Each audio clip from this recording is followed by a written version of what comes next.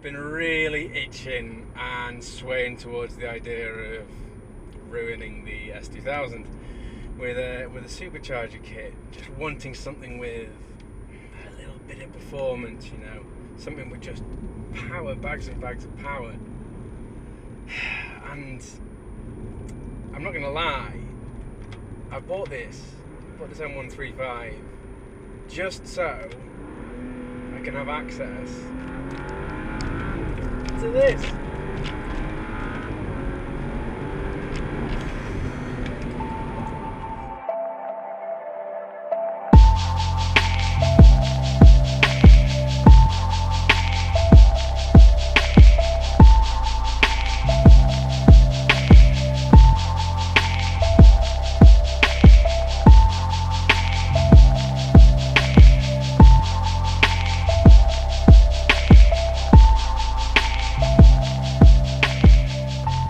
Right, I've got one.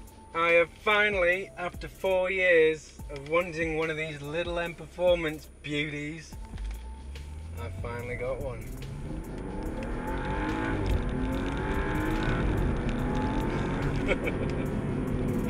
And I'm just so bloody chuffed. I'm just so happy with it. I've wanted access to this new gen turbo technology. It's just awesome.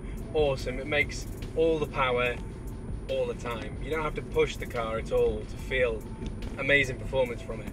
Not only that, obviously the ZF8 gearbox,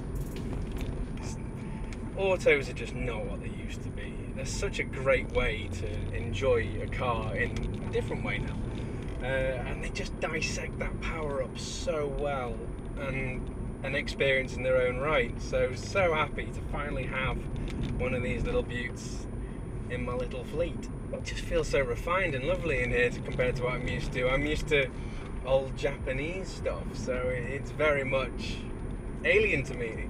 And maybe I'm very aware that it is still a 1 Series.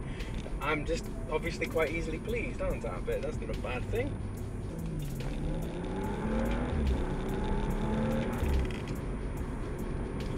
You know, the kind of fast Fords like the RS and the Megans, they put a smile on your face when you're driving at 5 tenths all the way up to 10 tenths. Whereas I found this, you drive it up to 8 tenths quite clinically and it'll please you. You'll be smiling, having a lot of fun. But you press on past that and that's when things fall apart. And again, that's probably where the M power cars, the proper M cars, that's where they take over. And maybe this is better for the road because of it.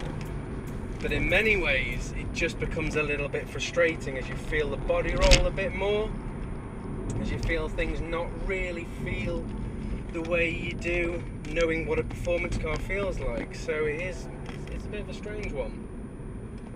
Hoping that the Bilsteins, I've got some nice B14s to fit next weekend, along with some M4 lower control arms and a few other bits. I hope they really help.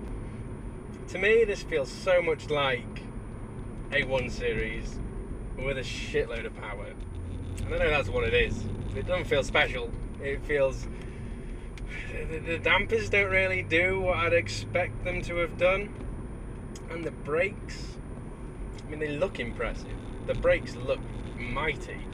But you step on them, and there's bugger all there, really, if I'm honest. You kind of ease on them and you think, alright. You then press on them and you get nothing more than when you've eased on them. So that's a bit of an odd one. All of this stuff is obviously going to get sorted. I like a little bit of a project, as we all know.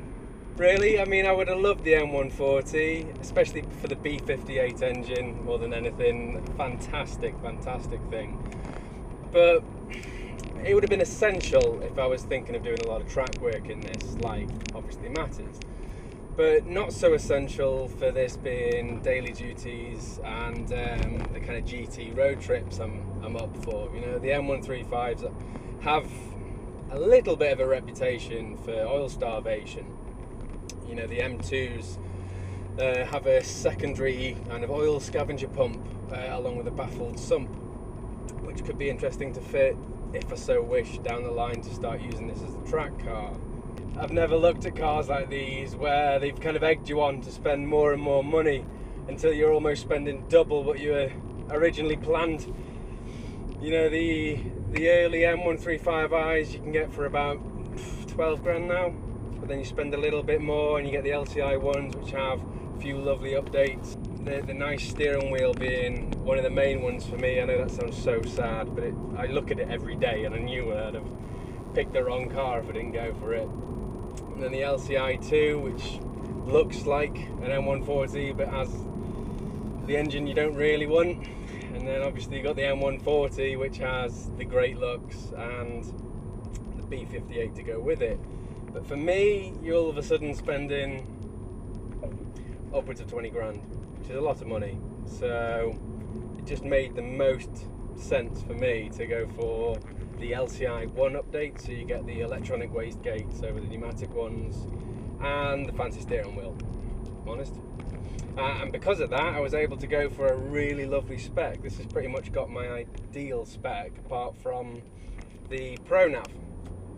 Lovely Harman Kardon system, 4 doors. The auto was a must. And I like the Valencia orange. A couple of years ago when I went to Nürburgring, we had Keith in his green AMG A45. We had Brian in his blue Focus RS. And I could just imagine a Valencia orange M135 pulling onto the ferry with those, and the three of them just looking fantastic together. And ever since then, I've aimed for one, and yep, fair enough, it's taken me a little while, but I finally have one. And you will have seen Matt's just put a vid out on basically the first mod you need to do to these things is a differential. And I agree with him. These definitely are lacking a diff, but for me at the moment, I want to do the Bilsteins and the other chassis mods just to make sure that they're going to give me what I want. They're going to fix their own problems before I then go on and spend another £2,000 on the differential. So if it can move the chassis feel away from frustrating body roll into a more playful characteristics. You know, the little JCW Mini I was driving recently at Donington, that had a good amount of weight transfer, but it was part of the characteristic of the car. It just was so playful, and it was such an amazing way to enjoy the car, whereas this at the moment is quite frustrating. It's funny actually, when I got the car it was on some pretty nasty Ditch Finder 5000 tyres, and it felt alright on them because it just didn't have the grip, whereas I've now put some Michelin PS4s on it pretty much the day I bought the car, because you don't buy a performance car and put shit cheap tyres on it. But it's actually amplified the kind of negatives, the minuses about this car, because it's finally got grip, so you can actually exploit it a bit more and notice these little imperfections. So yeah, let's see how it goes as I iron them out. Let's just get the chassis on par with that brutal performance of this engine.